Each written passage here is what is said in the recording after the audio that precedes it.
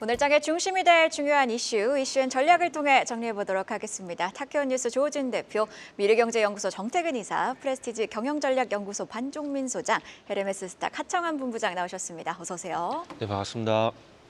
첫 번째 이슈부터 짚어보도록 하겠습니다. 삼성전자 주가가 결국 4년 5개월 만에 가장 낮은 수준으로 하락했습니다. 4개월 만에 시가총액 220조 원이 증발했는데요. 주가가 4만 원대까지도 떨어질 수도 있다. 이런 우려감도 커지고 있습니다. 삼성전자 주가가 하락하고 있는 이유 뭘까요, 조우진 대표님? 일단 어저께 한 4% 정도 떨어졌고요. 오늘 마이크론도 4% 정도 떨어졌습니다. 삼성전자만의 문제는 아니고 대신 하이닉스가 선방을 했다.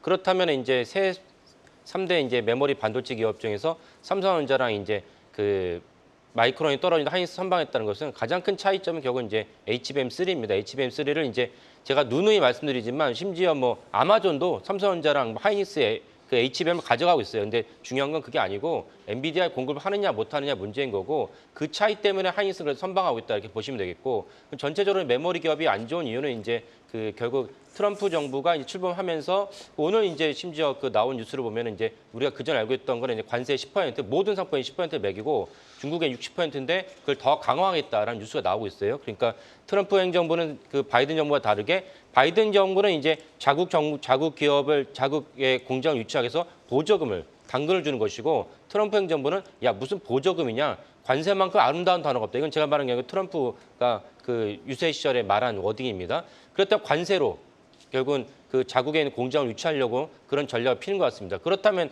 단기적으로는 이제 모든 메모리 기업이 안 좋다. 그래서 주가에 반영됐다 이렇게 보시면 되겠고 상대적으로 하이닉스는 워낙 HBM3가 50% 정도의 마진을 남기는 상품이기 때문에 그래서 이제 버티겠다 이렇게 보시면 됩니다.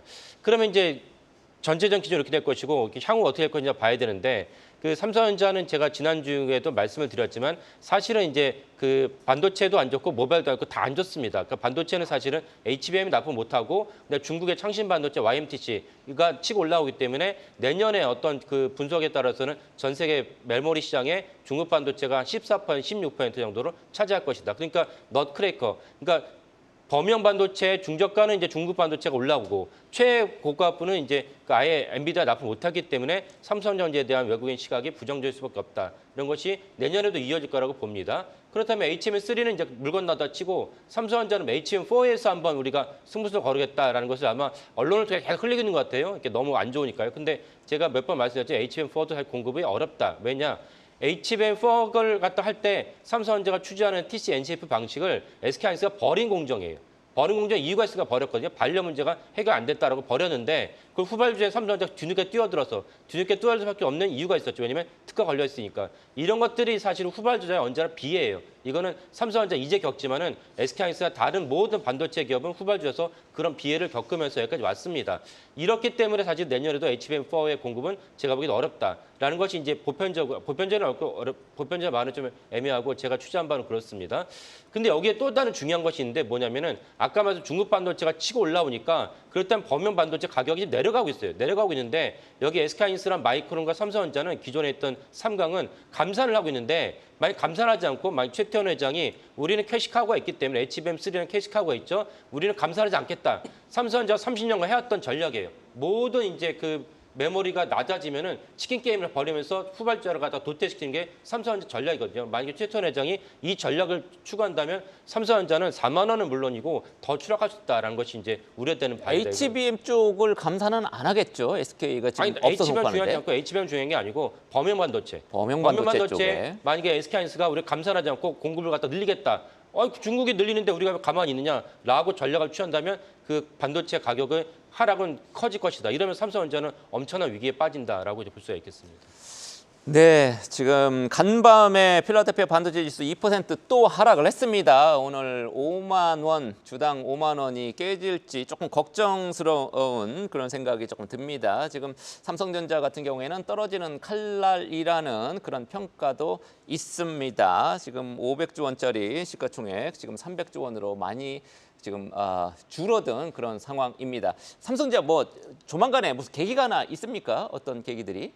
그러니까 삼성전자는 사실은 그 특별한 계기는 없고, 근데 이제 수급 측면에서는 이제 대주주들이 지분이 나왔다고 저는 봅니다. 왜냐면은 그 주변을 담보로 대출을 받았는데 다 담보비를 110에 140% 했는데 아까 말씀하신 대로 주가만 떨어지지 않았습니까? 그래서 제가 보기에는 조만간 공시가 나올 거라고 보는데 이미 물량이 출해졌을 거라고 보고 뭐 그거는 수급에서 어쩔 수 없는 것이고 다만 연말에 인사가 있는데 인사에서 파급을 갖다 충격을 줄 거라고 봅니다. 근데 저는 사실은 이재용 회장의 어떤 결단 정도의 충격이 있지 않는 한 시장에서 그 뭔가 수용할 만한 것은 아니라고 보고 어쨌건 당분간은 이제 삼성전자는 좀 피하시는 게 좋고 제가 누누이 말씀드리지만은 제가 지난번 PBR 1.1이 저점이 아니라고 제 의견을 철회했어요. 그러니까 그 이유 때문에 철회한 것인데 동일한 관점에서 신용 매수는 절대 불가하다는 것 다시 한번 말씀드립니다. 알겠습니다. 예, 지금 바로 다음 이슈 보겠습니다. 중국의 비야디가 내년 초 국내 시장에 승용차 출시를 하겠다.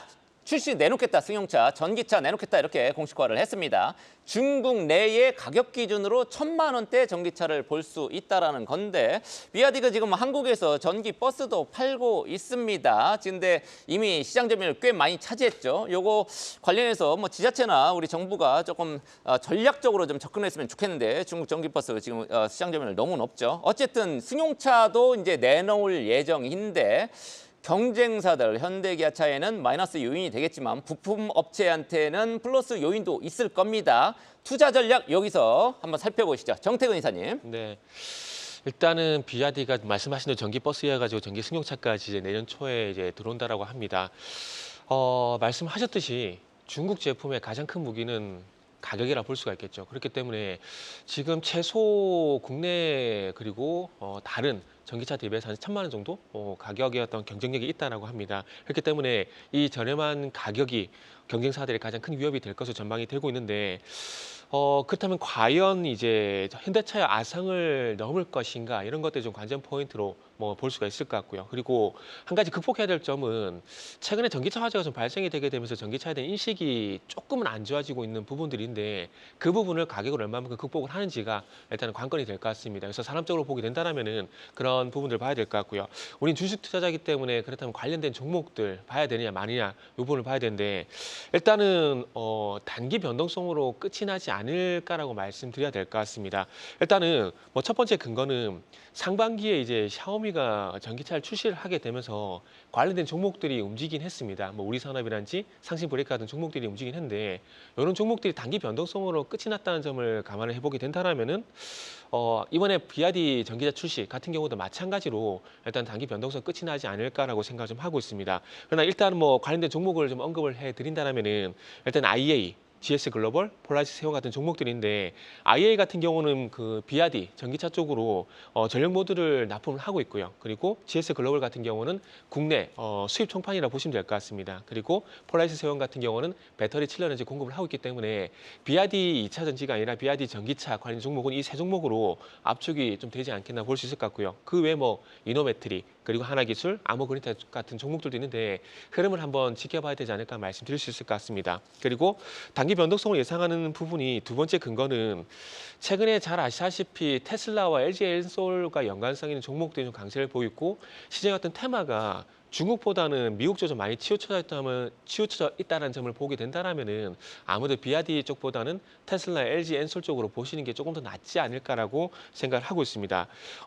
그래서 이 LG 엔솔 쪽도 보게 된다면은 뭐 잘 아시다시피 LG 에너지솔루션 봐야 되겠죠. 이 종목 외에도 전구체를 납품하고 있는 LLF라든지 최근에 부각이 되고 있는 성우, 아이비전웍스, 시메스 새로 있는 종목들이 부각이 되고 있다는 점을 보게 된다면은 중국 전기차보다는 미국 전기차향으로 보시는 게 조금 더 수익률 측면에서 낫지 않을까라고 말씀드릴 수 있을 것 같습니다. 비야디보다는 테슬라군요. 네. 그럼 현대차한테는 좀 악재일까요? 현대차도 전기차를 팔고 있는데 비야디가 들어오면 결국에는 내수 시장에서 경쟁이 심화되는 거니까 네네. 악재일까요? 일단 악재라고 좀 봐야 되겠죠. 왜냐하면은 가격적인 부분도 물론 저렴한 부분들이 있고요. 그리고 전기차 성능 부분을 보게 되면은 이미 3분기 때 테슬라 매출을 뒤집었다는 점을 보게 된다라면은 충분히 이제 기술력도 있다는 부분을 볼 수 있을 것 같습니다. 그렇게 본다라면은 현대차에 당연히 위협이 될 수밖에 없는 부분들이고, 그리고 뭐 소비자 측면에서는 앞으로 현대차 제품도 가격이 싸지지 않을까, 뭐 그런 기대감도 좀 가질 수가 있을 것 같습니다. 네, 이렇게 전반적인 투자 전략 한번 짚어봤는데요. 계속해서 추이와 함께 완성차 업체들의 전략이 어떻게 변화하는지까지도 함께 확인해 보시면 좋을 것 같네요. 계속해서 다음 소식으로 이어가도록 하겠습니다. 원달러 환율이 연일 치솟고 있습니다. 2년여 만에 1,400원을 돌파했는데요. 앞으로 상승세가 더 이어질 거란 전망들도 함께 나오고 있는 상황입니다. 이럴 때 투자자들은 어떤 섹터에 주목을 해야 될까요? 하창한 본부장님. 네, 일단은 뭐 환율 같은 경우는 그 환율의 기조부터 먼저 말씀을 드리면 당분간은 약간의 변동성이 좀 커질 수 있는 부분이긴 하지만 결국에는 이제 대선에 대한 흐름들이 다 끝나고 이제 행정부가 들어오고 나면은 저는 조금은 우하향을 하지 않을까라고 보고 있습니다. 그렇다고 해서 뭐 1,300원이 깨지냐 그렇게 생각은 하지 않고 있고요. 좀 떨어져도 1,300원대 중반에서 이제 1,400원대 초반이 아마 이제는 좀 한동안 유지가 되는 그런 밴드가 되지 않을까라고 생각을 하고 있습니다. 그래서 환율은 한동안 좀 고환율이 유지가 된다라고 생각을 하시면 될 것 같고요.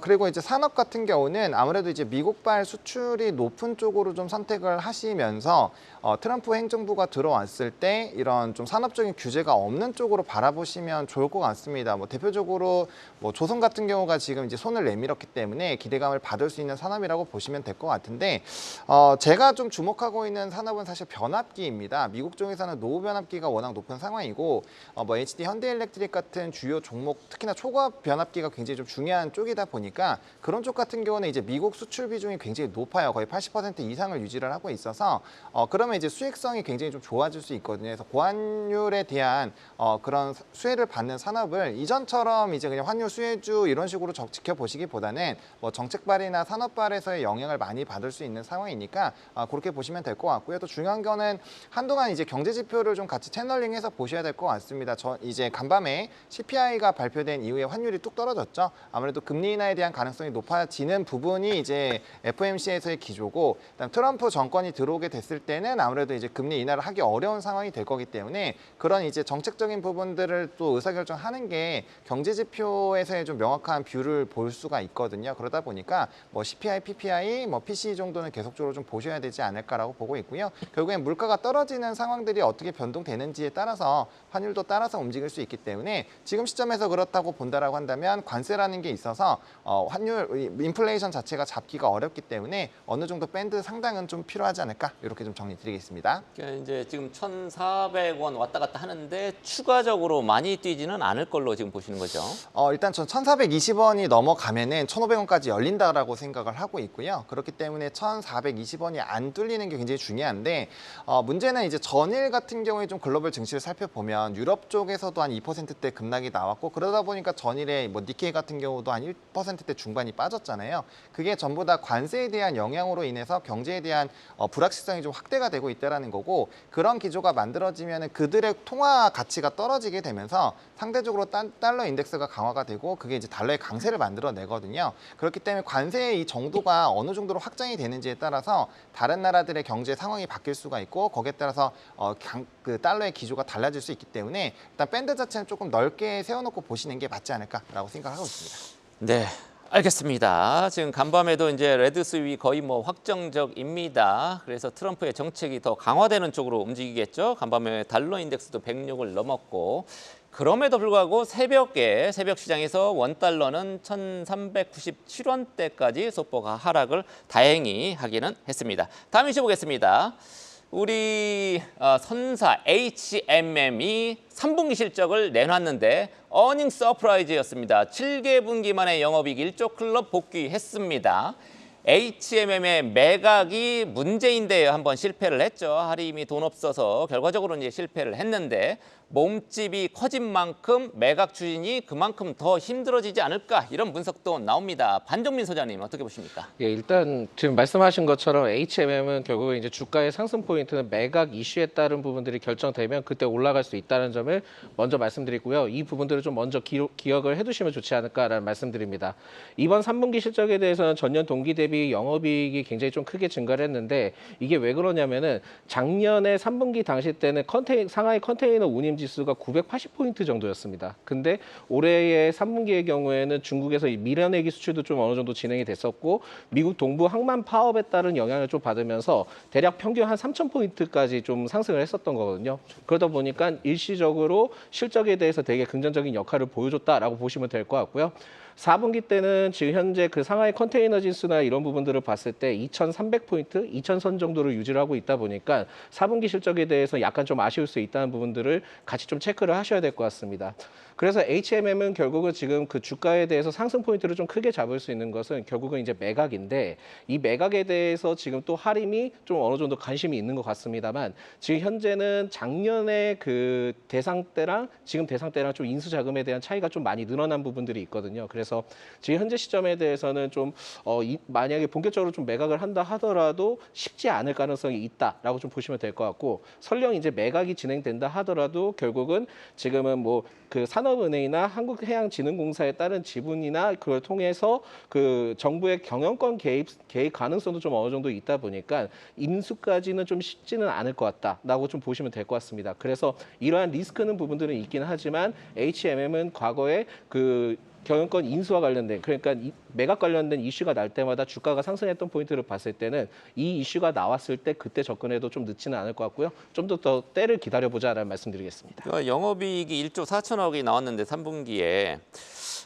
이 당기순이익 1조 7천억이 나왔단 말이죠. 그만큼 그 기존에 깔고 있는 현금도 많다는 얘기네요. 계속 돈을 버는 구조이고, 그러니까 몸값이 계속 높아지니까 더 팔기 어려워지는 거 아니겠습니까? 예, 지금 그런 상황이 된 것 같습니다. 예, 지금 산업은행 해진공 70%나 지금 갖고 있기 때문에 그게 더 어려워졌는데, 하여튼 그런 모멘텀도 지켜봐야 된다, 그런 의미로 봐야 될 것 같습니다. 네, 그럼 계속해서 오늘 아침에 나온 가장 빠른 리포트 확인해보고 계시죠. 오늘도 심수영 캐스터가 준비했습니다. 오늘 아침에 나온 리포트 정리해드리는 가장 빠른 리포트 공시 시간입니다. 우선 어제 분기 최대 실적 발표한 JYP 엔터테인먼트에 대해 목표가 상향이 잇따랐는데요. 그중 하나증권에서 JYP 엔터테인먼트의 목표가를 7만 8천 원으로 올려잡았습니다. 하향 리포트도 하나씩 짚어보면요. 우선 BH에 대해 KB증권에서는 IT 수요 부진 지속과 트럼프 당선인의 관세 정책으로 인한 추가적인 수요 둔화 등을 고려해 목표가를 2만 2천 원으로 하향했습니다. BNK증권에서는 덕산 네오룩스의 목표가를 3만 6천 원으로 하향했는데요. 모바일 수요 감소 시황을 고려했다고 설명했습니다. 또 최근 하락세 면치 못하고 있는 삼성전자에 대해 키움증권이 목표가를 7만 5천 원으로 하향했고요. 하나증권에서는 한온시스템에 대해 중립 의견을 제시한 가운데 유상증자에 따른 주식수 희석을 반영해 목표가를 4,600원으로 하향했습니다. 또 한글과 컴퓨터에 대해 키움증권에서 예상보다 좋았던 본업의 성장이라는 제목의 유지 리포트도 발간했습니다. 그렇다면 먼저 JYP 엔터테인먼트부터 살펴보겠습니다. 하나증권에서 목표가를 7만 4천 원에서 7만 8천 원으로 상향하며 업종 차선호주로 제시했는데요. 2분기 실적 부진 요인이 3분기 실적 서프라이즈로 반영되면서 본연의 수익성을 다행히 회복했다고 평가했습니다. 한편 4분기 다수그룹의 앨범 컴백이 있다고 언급했고요. 스트레이키즈 미사모의 일본 돔, 그리고 니쥬의 아레나, 스트레이키즈의 월드 등 총 86만 명의 투어가 예상된다고 설명했는데요. 이는 올해 분기 최고 수준입니다. 한편 한국 남자 신인그룹인 라우드 프로젝트가 데뷔하는데 스트레이키즈가 재계약에 들어가는 만큼 이들의 흥행 모멘텀이 상당히 중요하다고 언급한 점 투자에 참고해보시죠. 마지막으로 삼성전자도 살펴보시죠. 오늘 아침 키움증권에서는 삼성전자의 목표가를 9만 원에서 7만 5천 원으로 하향했습니다. 주가 회복을 위해 무엇보다 시급하다고 판단되는 것은 D램의 코어 경쟁력 회복이라 설명했는데요. 다행히 엔비디아의 루빈 출시가 다소 지연될 가능성이 있어 삼성전자에게는 기술 격차 축소를 위한 기회 요인이 될 수 있다고 설명했습니다. 한편 연말이 다가오는 만큼 내년과 관련한 전망도 궁금하실 것 같은데요. 내년 하반기 블랙웰에 HBM3E를 공급하는 등 2025년이 D램 사업의 체질 개선의 해가 될 수 있다고 언급한 점 주목해보시죠. 지금까지 가장 빠른 리포트 공시 심수연이었습니다. 네, 하나증권에서 JYP 호실적에 JYP의 목표가를 올려잡았습니다. 이렇게 엔터주를 향한 바닥 기대감은 커지고 있는 상황인데 관련해서 하이브 소식이 하나 있었죠. 걸그룹 뉴진스가 소속사 어도어에 내용 증명을 보냈습니다. 시정 요구를 받아들이지 않는다면 전속 계약을 해지하겠다는 내용으로 알려졌는데요. 어도어 사태가 중대 분수령을 맞은 가운데 모 회사인 하이브의 주가 전망 조진 대표님 어떻게 보시나요? 예, 일단 헷갈리는 분들이 계시기 때문에 좀 설명을 드리면은, 그러니까 하이브는 지주사라고 이해하시면 됩니다. 그러면 그 LG라는 지주사에 뭐 LG노태, LG전자, LG화학 등이 있듯이 그 하이브는 지주사이고 지주사 아래 계열사 어도어도 있고 빅히트 기억나시죠? 그러니까 BTS가 속한 빅히트 이런 식으로 여러 이제 계열사가 있다 이해하시면 되겠고, 뉴진스는 이제 어도어라는 계열사 소속인데 전체적인 총괄과 뭐 그 키운 거는 이제 민희진 전 대표가 했죠. 그래서 뭐 아시겠지만 그 양측 사이 갈등이 생겨가지고 어저께 내용 증명을 보내면서 민희진 전 대표가 예전처럼 전 대표를 하고 그다음에 프로듀스는 했으면 좋겠다라는 이제 내용 증명을 보냈습니다. 그 내용 증명을 보냈는데 거기에 따라서 응하지 않으면 이제 계약을 해지하기 원한다라고 했는데 해지가 될지 안 될지 모르겠습니다. 이건 뭐 법리적인 문제이기 때문에 제가 볼 때 쉽지 않을 것 같고, 다만 그런 것들이 어떻게 결론질지라도 팬심은 이제 벗어날 가능성이 높기 때문에 그렇다면 타격이 클 것이다. 뉴진스가 하이브 전체 매출의 15% 이하이기 때문에 그냥 냉정하게 본다면 15%를 뗄지라도 사실은 하이브의 전체적인 충격은 덜하더라도 아까 말씀드린 대로 파급 효과가 클 것이다 라는 관점에서는 어쨌든 하이브 입장에서는 이제 살살살 이제 달래면서 그 뉴진스와 이제 그 민진 대표를 갖다가 복귀시키고 또는 복귀는 못할지라도 충격을 최소화시키는 방향으로 해야 된다라는 것이 이제 입장이고, 그다음에 더 중요한 것은 최근에 기억나시겠지만 이제 그 BTS 슈가가 이제 군복무 공익근무 요원 중에도 이제 음주운전 때문에 일탈을 했어요. 그리고 뭐 아시겠지만 이제 방시혁 창업주가 뭐 현재로는 창업주이지만은 창업주가 또 많은 문제를 일으켰습니다. 제가 볼 때 방시혁 창업주가 좀 재벌의 흉내를 내고 있어요. 많은 재벌들이 일탈을 하는 것에 미국에 큰 저택을 사는데 방시혁 창업주도 미국에 큰 저택을 사놨어요. 이런 것들은 되게 그 기존의 어떤 초심을 잃어버리는 행보다. 이런 것들이 사실 제가 볼 때 더 큰 문제라고 봅니다. 다만 이제 하이브에 좀 이렇게 희소식이 어떤 게 있냐면은 3분기 실적이 안 좋았지만은 내년에 이제 BTS의 완전체 군복무가 다 끝나고 완전체가 시작되면 이제 월드 투어가 가능해지고, 그럼 결국 이제 하이브의 매출과 그 실적은 BTS가 견인하는 거기 때문에 그렇다면 내년 6월부터는 좋아질 것이다라고 이제 하나증권이 전망을 내놨습니다.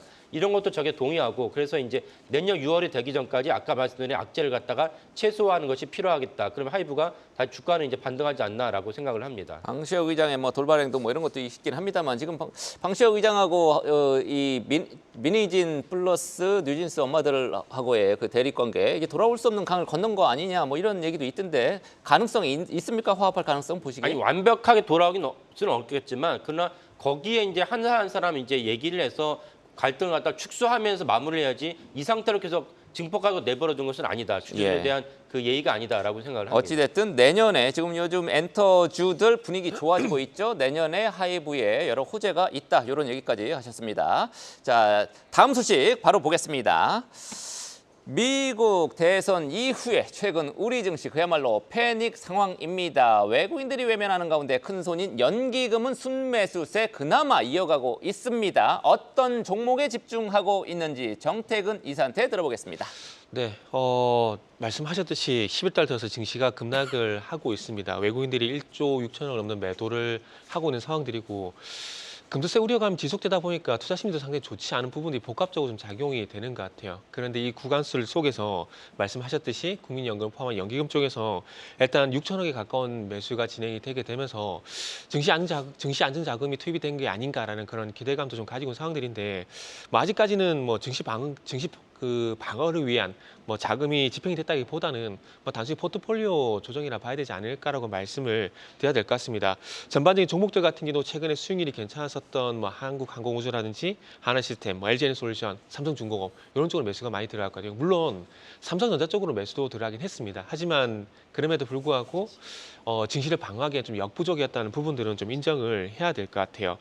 결국 이제 연기금 얘기가 나온다는 건 시장 얘기인데, 일단 연기금이 매수를 하고 있음에도 불구하고 투신이라든지 다른 쪽 기관들 쪽에서 매도가 나오고 있는 상황들이기 때문에 일단은 뭐 연기금의 어떤 자금 집행만으로는 일단은 역부족이라 좀 봐야 되지 않겠나라는 말씀을 드려야 될 것 같습니다. 그래서 결국 말씀을 드리고 싶은 건 뭐냐면, 오늘도 다뤘지만은 삼성전자 중심의 어떤 외국인 매도가 일단은 진정세를 보여야 증시 어떤 추가 하락이 좀 제한되지 않을까라고 좀 말씀을 드릴 수 있을 것 같아요. 그래서 개인적으로 저는 오늘 좀 기대를 하고 있는데, 옵션 만기를 앞둔 변동성이지 않을까라는 그런 작은 기대감을 가지고 있는 상황들인데, 오늘 기점에서 만약에 외국인 매도가 좀 진정세를 보이게 된다라면은 적어도 추가 하락, 그리고 삼성전자 어떤 추가 하락도 기대를 해볼 수 있는 부분들이기 때문에 일단은 뭐 오늘 기점으로 뭐 방금 말씀드렸듯이 일단 매도가 진정세를 보인지 여부를 좀 확인을 해야 될 것 같습니다. 네, 수급적인 변곡점이 나오는지까지 확인을 해볼 필요가 있겠네요. 계속해서 다음 소식 이어가도록 하겠습니다. 사우디아라비아의 신도시 네옴시티 건설 사업의 수장 및 중역들이 최근 잇따라 자리에서 물러났습니다. 본건설 사업에는 우리 기업들도 대거 참여한 것으로 알려져 있는데요. 현재 상황이 어떤 상황인지 반종민 소장님께 한번 여쭤볼게요. 예, 일단 지금 뭐 이번에 사임한 분이 뭐 성과가 뚜렷한 게 없으니까 무능한 게 없으니까 뭐 짐 싼 게 아닌가 뭐 그렇게 좀 볼 수 있을 것 같고요.